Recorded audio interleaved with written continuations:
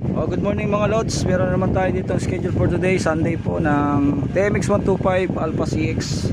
Halinghing problem. Ilan taon na to, sir?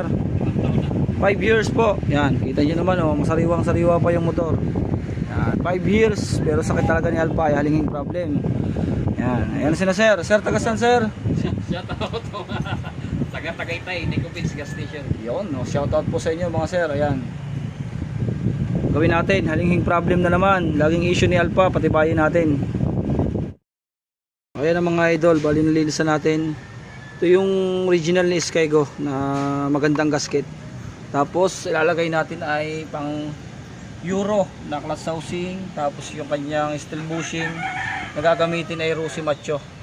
Nasaan na, sir? Ito mga idol, yan.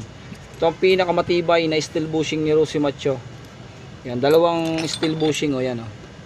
Yan, napakadami ng gumaya ng ganito.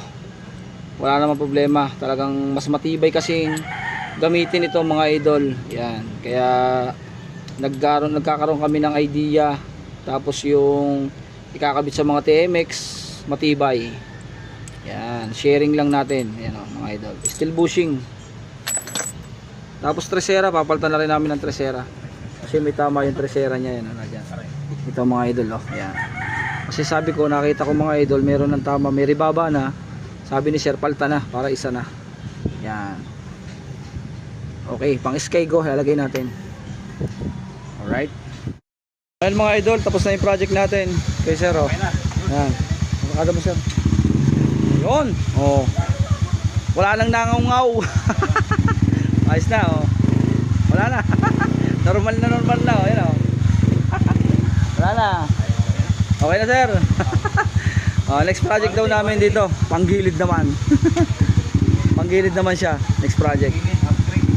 Okay, alright. Wala na, oh.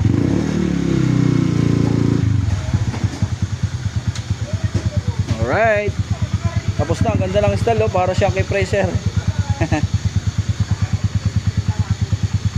Okay na. Sir, okay na ka, sir? Okay na.